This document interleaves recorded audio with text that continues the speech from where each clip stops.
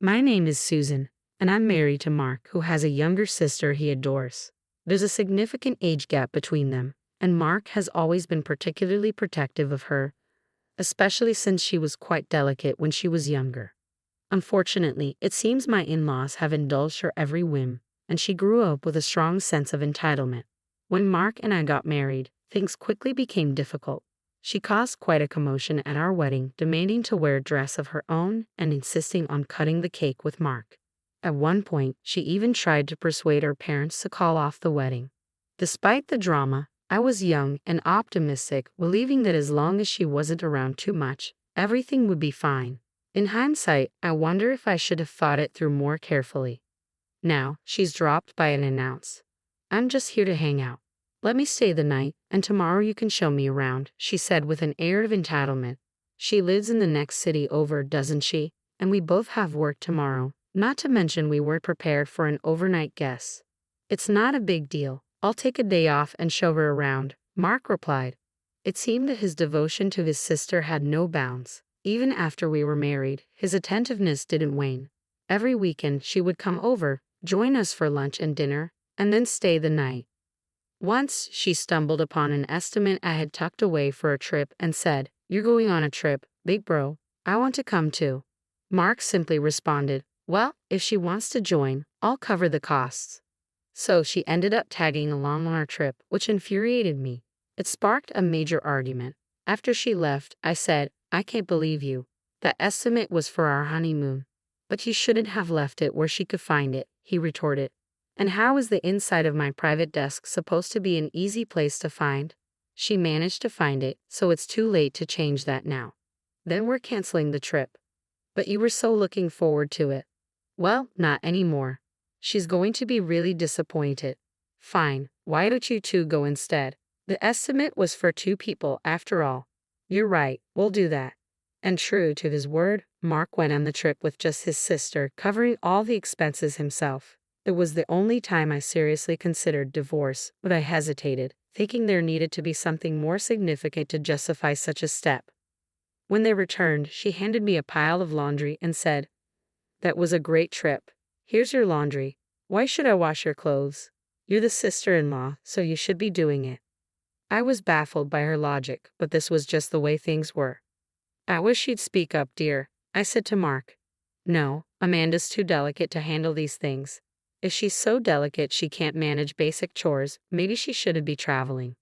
My sarcastic remark was met with, "Well, you should have come with us. It's your fault for being stubborn and not joining us." Suddenly, I found myself at the center of the blame. While it's common for a newlywed couple to prefer not having the sister-in-law join them on their honeymoon, Mark and Amanda seemed to think I was in the wrong for not wanting to be part of their super fun trip. I must have missed out, as they cheerfully recounted their adventure, leaving me feeling completely excluded. Amanda had always been close to Mark, and after several years of marriage, she finally tied the knot herself. Her husband lived far away, so we were relieved, hoping that the distance would reduce her frequent visits. Once Amanda was married, her visits ceased, and for the first time since our marriage, we enjoyed a peaceful period. That Amanda had a baby girl. Mark and I celebrated the new arrival, thinking we might finally achieve a more balanced relationship with our in-laws. But just when we thought we had a handle on things, Mark brought Amanda and our new niece home, disrupting our newfound tranquility. Starting today, we're going to take care of Amanda and the baby. We'll cover all their needs, so I hope you're okay with that." "What? Why? What happened to her husband?" "He was having an affair, and when Amanda confronted him, he became violent. She had to leave, and now she's planning to divorce him but doesn't have anywhere to stay."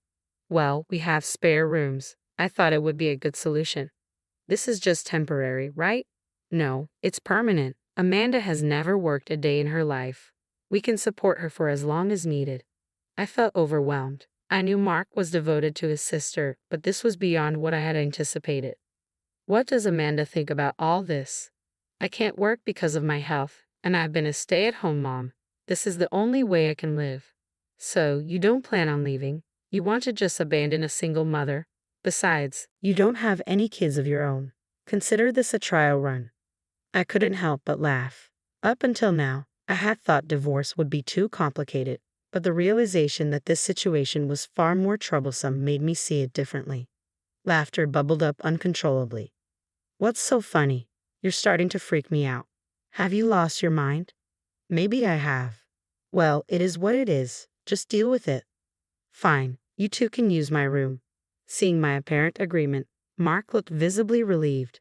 But I added, fine, but in that case, I'm getting a divorce. He was taken aback. What? If you divorce, you'll free up a room, and you can take care of Amanda and her daughter all you want. Yes, if I leave, my room will be available, and Amanda can continue being the housewife as she has been. I'll find someone else to handle the housework. It's basically the same as supporting me. I'll just be moving out. So, who will take care of the housework then? Amanda, since you're a housewife, why don't you handle the housework? Isn't that what being a housewife is for? Why should I? I didn't ask for this. Well, neither did I, so we're both stuck in this situation, aren't we? With that, I headed to my room and started packing my things. So you expect me to support us all on my own? Absolutely. Didn't you claim you could manage everything when you clearly can't? Faced with my decision, Mark's expression grew strained. It seems you're right, but I'm done with this for now. We can sort out the details later. With that, I left the house in the middle of the night. I checked into a hotel and called my parents. They were startled by the late night call, but once I explained the situation, they agreed I could come home the next day. My phone buzzed incessantly with calls from Mark and Amanda, but the noise was overwhelming, so I turned it off and went to bed. When I woke up, my voicemail and inbox were flooded with messages. The general content was, "Sorry for the sudden change. I'm waiting for your call. Apologies for the urgent request, but I have nowhere to go since I've also left. Please come back and hear me out. Stop sulking and return. I won't be responsible for your belongings. You're my brother's wife, so you better not defy me. Come back soon and make dinner." I received threatening emails, some with violent language. I copied and printed them out at a convenience store on my way to my parents' house. When I arrived, my parents greeted me with concern. "Why did you endure this for so long? You should have come back sooner." Absolutely. You're going to divorce him, right? My parents were even angrier than I had been. I had feared being scolded or judged for considering divorce over such an issue, but their support was overwhelming. The tension I had been holding onto broke, and I began to cry uncontrollably. I recounted everything that had happened, explaining how my breaking point was reached when my husband brought home my sister-in-law and niece. They advised me to contact my in-laws first. Since leaving, I hadn't heard anything from them, which made me wonder why my sister-in-law hadn't returned to her own parents' house despite being cheated on. I decided to address this when I visited my in-laws. To my surprise, my sister-in-law's husband, Christopher, was also there. I explained that my sister-in-law and niece were currently staying with my husband, that I had refused to accept this situation, and that I have fled to my parents' house for refuge. I see, so Amanda said that. Is that not true? I didn't expect Christopher to be involved, but it turns out Amanda is the one having the affair. We even had evidence to prove it. I understand now, especially after hearing from Christopher. It makes sense why Amanda wouldn't go to her in-laws' house. I see. We spoiled her, but I didn't expect things to escalate this much. I'm really sorry for the trouble this has caused you, Susan. Then a thought struck me. I wondered if my husband was aware of the truth and had brought Amanda home deliberately. Actually, I think my husband might have known about the affair and brought her home on purpose.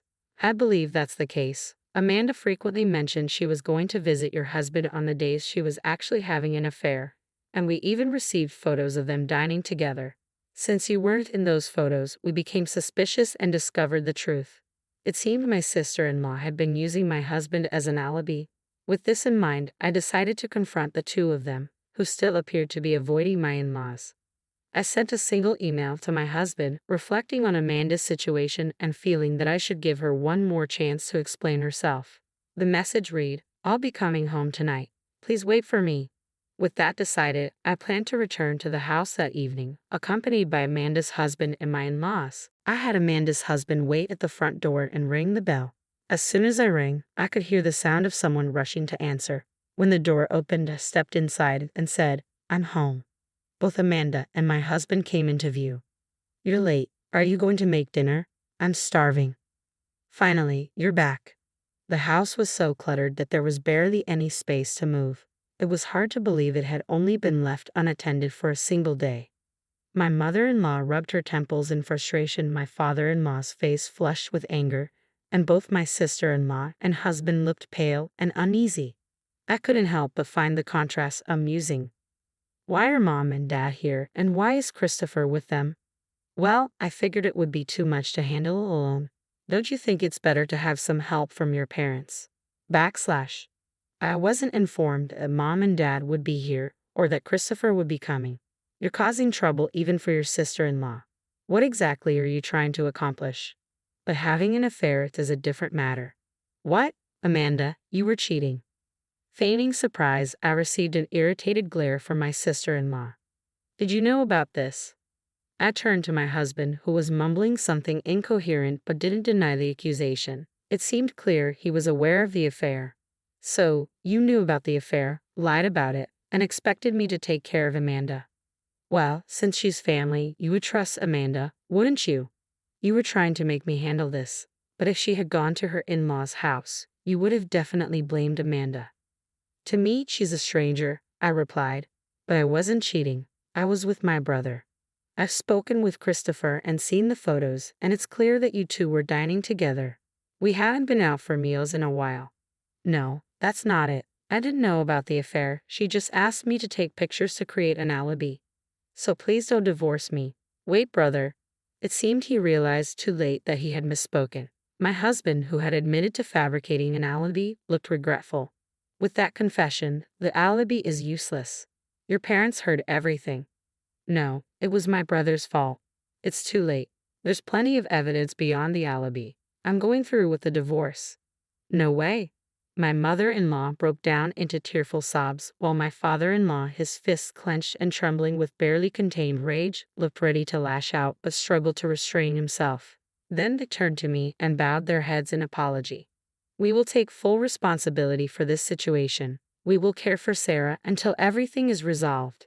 Susan, we are truly sorry for all the trouble. Amanda, whose alibi had completely fallen apart, sank to her knees, visibly defeated. My husband, who seemed to have resigned himself to the situation, stood motionless. Following the upheaval, Amanda and her husband divorced, as did my husband and me. When we finalized our divorce, I submitted the IC recorder that had been borrowed from Amanda's husband. I received a modest alimony settlement, bringing my brief marriage to an end. The custody of my niece was granted to Amanda's ex-husband, which brought me a sense of relief. It seemed Amanda and her ex were now living under their parents' supervision, stripped of their former luxurious and arrogant lifestyle, and were facing a more difficult existence.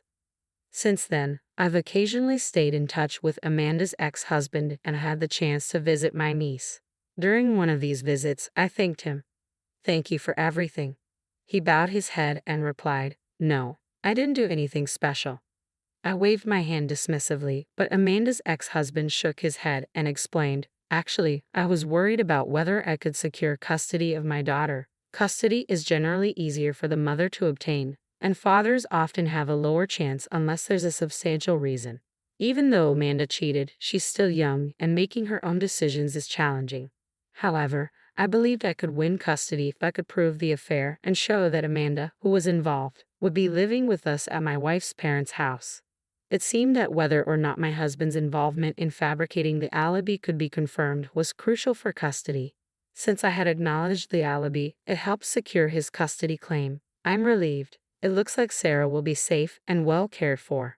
It appears my niece will be living with Amanda's ex-husband from now on. I'm preparing to move back to living alone, as I can't rely on my parents forever. In hindsight, I should have trusted my instincts and called off the marriage earlier.